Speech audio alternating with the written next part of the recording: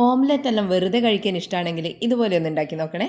ഒരു 5 മുട്ട എടുത്തിട്ടുണ്ട്. അതിൻ്റെ അകത്തേക്ക് കുറച്ച് ഉപ്പും 1/2 ടീസ്പൂൺ കുരുമുളക് പൊടിയും 1 ടീസ്പൂൺ ചില്ലി ഫ്ലേക്സും ഒരു 2-3 അല്ലി വെളുത്തുള്ളി ചെറുതായിട്ട് അരിഞ്ഞതും കൂടി ഇട്ടിട്ട് നന്നായിട്ടൊന്ന് മിക്സ് ചെയ്തെടുക്കുക. ഇനി ഒരു പാനിൽ കുറച്ച് ഓയിൽ ഒഴിച്ചു കൊടുക്കുക. അതിൻ്റെ അകത്തേക്ക് ഒരു പീസ് ബട്ടറും കൂടി ഇട്ട് കൊടുത്തിട്ട് നമ്മൾ മിക്സ് ചെയ്ത് വെച്ചിട്ടുള്ള മുട്ട ഇതിൻ്റെ അകത്തേക്ക് ഒഴിച്ചു കൊടുക്കുക. ഫ്ലെയിം ഒന്ന് മീഡിയത്തിൽ വെക്കുക.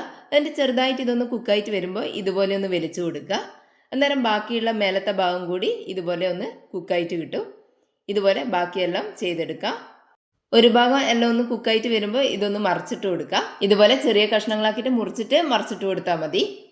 രണ്ട് ഭാഗവും നന്നായിട്ടൊന്ന് കുക്കായിട്ട് വന്നു കഴിഞ്ഞാൽ ഇതുപോലെ ചെറിയ കഷ്ണങ്ങളാക്കിയിട്ട് സ്പൂൺ കൊണ്ട് തന്നെ മുറിച്ചെടുക്കാം. ഈ ഒരു വലുപ്പത്തിൽ അധികം പൊടിഞ്ഞു പോകാതെ കിട്ടാൻ വേണ്ടിയിട്ടാണ് ഇതുപോലെ ചെയ്തെടുക്കുന്നത്.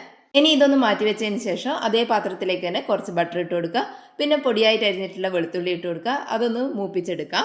വെളുത്തുള്ളീൻ്റെ കളറിൽ ഒന്ന് മാറി വരുന്ന സമയത്ത് അതിൻ്റെ അകത്തേക്ക് കുറച്ച് കുരുമുളക് പൊടിയും കുറച്ച് ഉപ്പും പിന്നെ ഒരു 1/2 ടീസ്പൂൺ ചില്ലി ഫ്ലേക്സും കൂടി ഇട്ട് കൊടുക്കുക. ഇനി ഇതും കൂടി ഒന്ന് മൂപ്പിച്ചെടുക്കുക.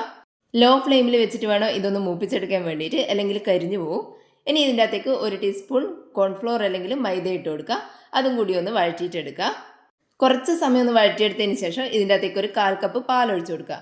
ഇനി ഇതെല്ലാം ഒന്ന് മിക്സ് ചെയ്ത് എടുക്കുമ്പോഴേക്കും ഇത് നന്നായിട്ട് കുറുകിയിട്ട് വരും. കൈവിടാതെ തന്നെ ഇളക്കിക്കൊണ്ടിരിക്കുക. ഇത് കുറുകി വരുന്ന സമയത്ത് ഇതിൻ്റെ അകത്തേക്ക് ഒരു 1/4 കപ്പ് പാലും കൂടി ഒഴിച്ചു കൊടുക്കുക. ഒന്നുകൂടി എല്ലാം ഒന്ന് മിക്സ് ചെയ്തെടുക്കുക.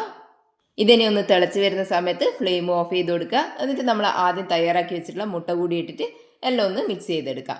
വേണമെങ്കിൽ ഇതിൻ്റെ അകത്തേക്ക് പൊടിയായിട്ട് അരിഞ്ഞിട്ടുള്ള മല്ലിയില കൂടി ഇട്ട് കൊടുക്കുക. ഇത്രയേ ഉള്ളൂ. ചൂടോടെ കഴിക്കാൻ നല്ല ടേസ്റ്റാണ്. എന്തായാലും ഇതുപോലെ ഒന്ന് ഉണ്ടാക്കി നോക്കണേ.